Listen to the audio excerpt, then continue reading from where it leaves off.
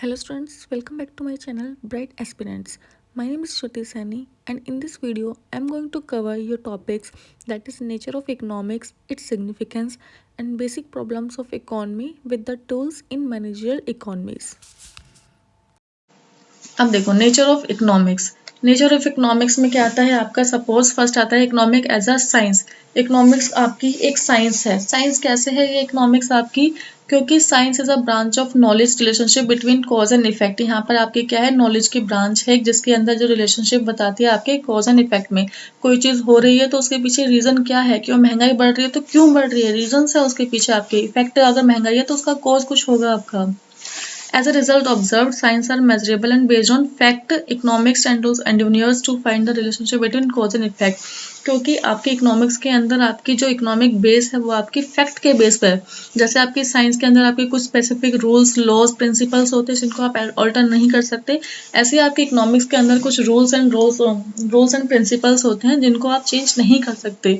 और ये दोनों ही आपके किसके ऊपर बेस होते हैं, फैक्ट के ऊपर बेस होते हैं। तो इसीलिए आपकी इकोनॉमिक्स एज अ साइंस बोली जाती है।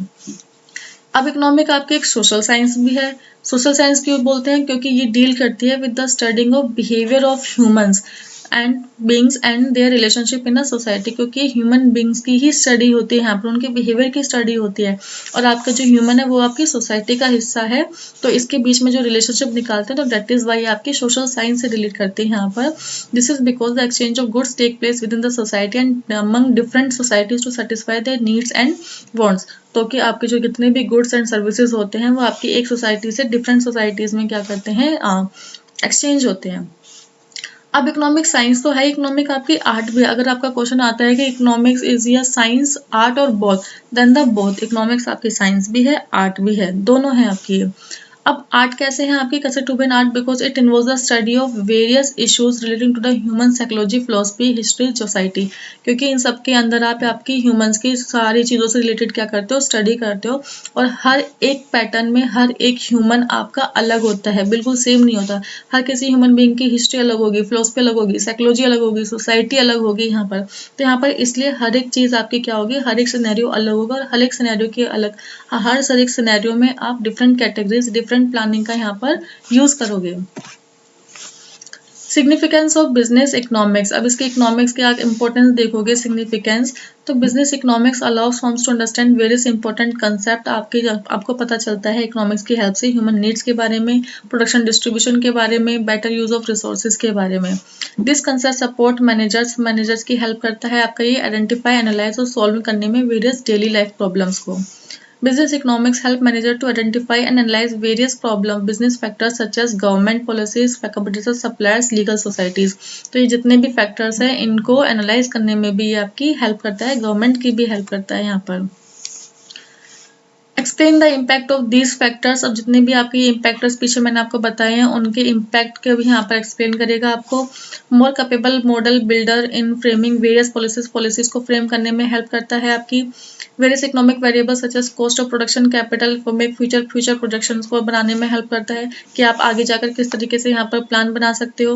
तो ये छोटी छोटी सी चीज़ें हैं आपकी इंपॉर्टेंस के अंदर। अब देखो यहाँ से आपका एक क्वेश्चन बनेगा आपका, व्हाट टू प्रोड्यूस, इसको बोलते हो आप थ्री सेंट्रल प्रॉब्लम्स। इसी का नेम आपका दूसरा जाएगा central problems of an economy.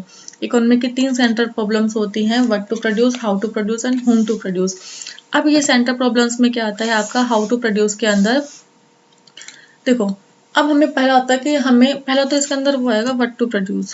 पहले ये देखो, व्हाट टू प्रोड्यूस में सबसे पहला क्वेश्चन आएगा, सपोज हमें we have to start our own business. The first question that come in our mind is that कि हमें बनाना क्या है, हम बनाए क्या है यहाँ पर। तो ये सबसे पहली प्रॉब्लम होती है आपकी। तो आप यहाँ पर क्या करते हो, determine Phase an economy can resolve it by determining the types and quantity of goods services to be produced to minimize wastage। अब यहाँ पर देखो छोटी सी अगर चीजें बना लो तो यहाँ पर आएगा what to produce, कि बनाए क्या। एक होते हैं आपके कैपिटल गुड्स, एक होते हैं आपके कंज्यूमर गुड्स। कि हम कैपिटल गुड्स बनाएं या कंज्यूमर गुड्स बनाएं। कंज्यूमर जो हम अपनी डेली लाइफ में कंज्यूम करते हैं, कैपिटल गुड्स आपकी मशीनरी एंड ऑल ये सब चीज़ें। तो यहाँ पर पहला क्वेश्चन आता है कि हम बनाए क्या, कैपिटल गुड्स बनाए या कंज्यूमर गुड्स बनाए। फिर आपका क्वेश्चन आता है कि हम उनको बनाए कैसे। अब बनाए कैसे, आपके इसमें दो टेक्निक होती हैं आपकी, कैपिटल इंटेंसिव, लेबर इंटेंसिव। कि जो हम भी सामान बनाने वाले हैं क्या उसको लेबर से बनवाएं या फिर मशीन से बनवाएं, ये सेकेंड प्रॉब्लम होती है आपकी। फिर थर्ड प्रॉब्लम होता है कि बनाए किसके लिए, for whom to produce. Then this problem is also called the problem of distribution. Distribution problem भी आप इसको बोलते हो यहाँ पर। It is related with the distribution of goods among the member of the society and specified that who will consume goods and services. अब यहाँ पर हम कौन से कंज्यूमर्स के लिए यहाँ पर इन गुड्स को बनाए यहाँ पर। In other words determine the share of products and services that an individual receive from economy with the, देखो अब आपके इकोनॉमी के अंदर लोअर क्लास के लोग भी हैं, मीडियम क्लास के लोग भी हैं और आपके लग्जरियस क्लास के लोग भी हैं। अब आप कहोगे कि आप जो प्रोडक्ट बनाओगे वो किन के लिए बनाओगे। गेहूं के भी तीन तीन वैरायटीज आती हैं, अच्छा गेहूं, बुरा गेहूं, आपका थोड़ा लो क्वालिटी का, हाई क्वालिटी का, ऐसे ही आपके बहुत सारी चीजें होती है। देखो लग्जरी गुड्स में आपकी जो चीजें हैं जो आप बनाओगे तो उनको ये नहीं खरीदेंगे, इन वाले गुड्स को ये वाले लोग नहीं खरीदेंगे यहाँ पर। तो आप सिर्फ वही गुड्स को बनाओगे जिस सोसाइटी में आप रह रहे हो, जिस सोसाइटी के लिए आप यहाँ पर बिजनेस करना चाहते हो। तो ये आपको डिसाइड करना होता है कि आपने किसके लिए यहाँ पर गुड्स बनाना है।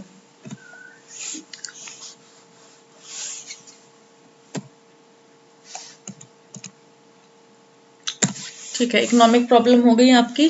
फिर आते हैं आपके टूल्स इन मैनेजरियल इकोनॉमिक्स। अब देखो मैनेजरियल इकोनॉमिक्स बेसिकली इसके अंदर जो टूल्स आते हैं इनका एक साथ क्वेश्चन नहीं बनेगा कभी भी, अलग अलग इनके आपको ये पतला होना चाहिए, इनका मतलब पता होना चाहिए कि ये होता क्या है, इनका रोल क्या है यहाँ पर। तो अलग अलग चीज में आप इसको इंडिविजुअली क्वेश्चन बनता है यहाँ से आपका कि अपॉर्चुनिटी कॉस्ट प्रिंसिपल ये क्या है और ये क्या बोलता है आपका। देखो इसका नेम याद करने की नीड नहीं है आपको कि अपॉर्चुनिटी कॉस्ट प्रिंसिपल के बारे में किसने बताया है।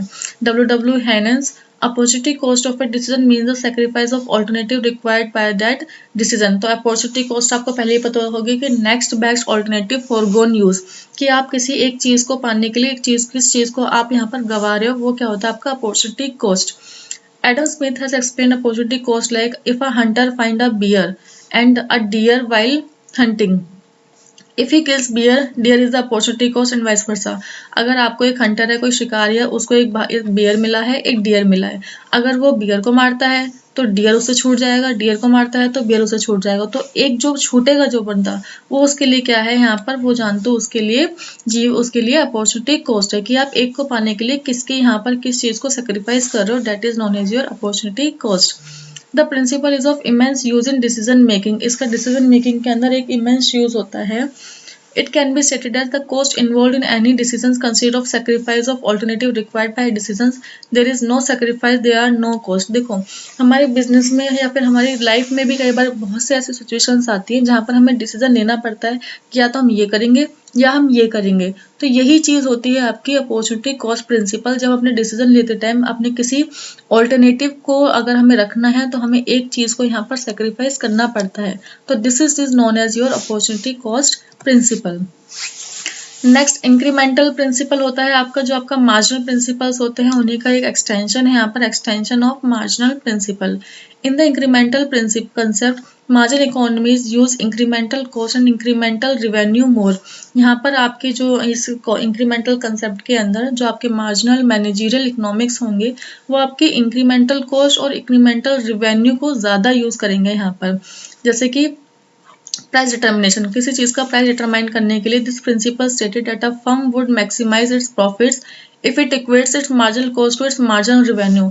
अगर आप यहाँ पर अपने मार्जिनल कॉस्ट को मार्जिनल रिवेन्यू के बराबर रखते हो तो यहाँ पर ये होता है कि प्राइस डिटर्मिनेशन करते टाइम तो यहाँ पर आप अपने प्रॉफिट को मैक्सिमाइज कर सकते हो, यानी कि यहाँ पर प्रॉफिट मैक्सिमाइजेस के चांसेस आपके बढ़ जाएंगे। This principle guides a business manager that he should expand his business. ये प्रिंसिपल बताता है मैनेजर को कि तुम्हें अपना बिजनेस यहाँ पर एक्सपेंड करना चाहिए इन ईच डायरेक्शन, हर एक डायरेक्शन में, only so long as the increment benefit of this firm is more than the incremental cost. तब तक इंक्रीमेंट करोगे जब तक आपके बेनिफिट मोर देन है आपकी कॉस्ट है, यानी कि जितना आप पैसा लगा रहे हो उससे ज्यादा आप यहाँ पर बेनिफिट कमा रहे हो। तो ये प्रिंसिपल बोलता है अगर आपका जो आप बेनिफिट कमा रहे हो वो आपकी लगाई हुई कॉस्ट से बहुत ज्यादा है तब तक आप अपने बिजनेस को एक्सपेंड करोगे। जिस दिन आपका ये बिजनेस आपका बेनिफिट आपके कॉस्ट के इक्वल आ जाएगा उस दिन अपने बिजनेस को एक्सपेंड करना बंद कर दोगे और जो बिजनेस है आपको उसी में ही आप अपना यहाँ पर काम करोगे। तो इंक्रीमेंटल होता है आपका किसी चीज को इंक्रीज करना, किसी चीज को एड ऑन करना। तो इंक्रीमेंटल प्रिंसिपल बोलेगा कब तक इंक्रीमेंट करोगे, जब तक बेनिफिट ज्यादा होंगे आपकी लगाई हुई कॉस्ट से। टाइम पर्सपेक्टिव प्रिंसिपल ये बोलता है आपको managerial economics is interested in division of time elements into short run और long run because he is interested in making policies for the immediate future और रिमोट फ्यूचर। क्योंकि जो भी हमारी पॉलिसीज बनती हैं we have to make policies according to the both of the terms for the short term as well for the remote और the long run as well. कि हम फ्यूचर के लिए भी सोच के चलेंगे और हम अभी आज के लिए भी सोच के चलेंगे अपना। Definitely, efforts of short run and long run on revenue, cost, production decisions affect the plant size।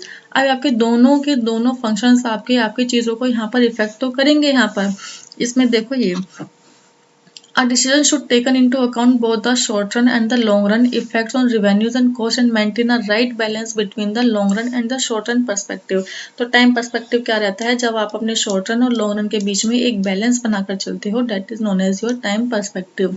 कि शॉर्ट रन की वजह से लॉन्ग रन नहीं हैम्पर होना चाहिए, लॉन्ग रन की वजह से शॉर्ट रन का आपका हैम्पर नहीं होना चाहिए। तो दोनों के बीच में we have to make a balance between the both. Discounting principle क्या बोलता है आपका, discounting principle is a continuation of time perspective and we can say it is a corollary of time perspective. देखो a bird in hand is better than two in bush. देखो यहाँ पर ये बोलता है कि वो वाली चीज आपने सुनी होगी कि जितना मिल रहा है उतना ही ले लो, ये पता चले कि कुछ भी ना मिले यहाँ पर। तो वही चीज यहाँ पर ये बोली गई है, the worth of a rupee receivable tomorrow is less than the date of a rupee receivable today. आज जो आपको पैसा मिल रहा है हो सकता है वो कल मिलने वाले पैसों से ज्यादा हो, और जो कल मिलेगा वो उतना भी ना मिले जो आपको आज मिल रहा है। तो बेटर है आज जितना मिल रहा है उसको ले लो। This is the discounting principle. ये किस पर चलता है, आपका प्रेजेंट पर चलता है कि प्रेजेंट में इनका फिलहाल में जो कुछ मिल रहा है उसको ले लो बस, हमें नहीं पता फ्यूचर में क्या मिलने वाला है, कितना मिलने वाला है। To know the returns over the period of years to decide over an alternative investment, it is necessary to use discounting principle। तो यहाँ पर यही चीज़ आप डिस्काउंटिंग प्रिंसिपल में निकलते हो कि आप यहाँ पर कुछ चांसेस निकालते हो कि जो आपने यहाँ पर इन्वेस्टमेंट करी हुई है उस पर आपको कितना रिटर्न यहाँ पर मिल सकता है। तो उस पर आप डिसाइड कर दोगे कि आपको फ्यूचर में रिटर्न को लेना है या आपने अभी प्रेजेंट में ही रिटर्न को ले लेना है। यहाँ पर negotiation principle, everything in real commercial world is negotiable. यहाँ पर क्या होगा कि हर एक आपकी कमर्शियल वर्ल्ड में हर एक चीज़ क्या है, नेगोशिएबल है। हर एक चीज़ के लिए आप क्या कर सकते हो, बार्गेनिंग कर सकते हो। अब नेगोशिएशन आपकी सक्सेसफुल कब होती है, जब आपकी बोथ द पार्टी, सपोज आप कोई बायर हो और कोई एक सेलर है, आप उसे कुछ खरीदते हो तो नेगोशिएशन वो भी करेगा, नेगोशिएशन आप भी करोगे। तो नेगोशिएशन सक्सेसफुल कब मानी जाएगी कि आप नेगोशिएशन के उस पॉइंट पर आते हो, आप बोल रहे हो कि नहीं भैया हम तो 100 रुपये ही देंगे, वो बोले नहीं हम तो 120 ही लेंगे यहाँ पर। आप बोले काम करो 110 लो और काम बात को खत्म करो यहीं पर। तो इस वाले पॉइंट पर क्या है, नेगोशिएशन आपकी सक्सेसफुल है because both the parties here are happy now. तो ये वाली कौन सी सिचुएशन होती है आपकी, विन विन सिचुएशन होती है आपकी। इक्वी मार्जिनल प्रिंसिपल क्या बोलता है आपका, to make optimum allocation of resources a firm can use equi marginal principles. अपने रिसोर्सेज को ऑप्टिमम एलोकेशन डिस्ट्रीब्यूशन करना equally is known as your equi marginal allocation of equi marginal principle can be applied to the allocation of resources between their alternative use with a view to maximize profit in case of firms carries out more than one business activity। अब जितने भी आपके resources हैं, आपने उन resources को किन किन तरीकों से यहाँ पर डिस्ट्रीब्यूट किया है ताकि आपका जो प्रॉफिट है वो क्या हो जाए, यहाँ पर मैक्सिमाइज हो जाए। और ये काम आप तब करोगे अगर आपके एक से दो बिजनेस एंटिटी चल रही है, यहाँ पे आपकी दो या मोर बिजनेस आप यहाँ पर कर रहे हो, या फिर और एक से ज़्यादा एक्टिविटीज़ आप कर रहे हो अपने बिजनेस के अंदर यहाँ पर।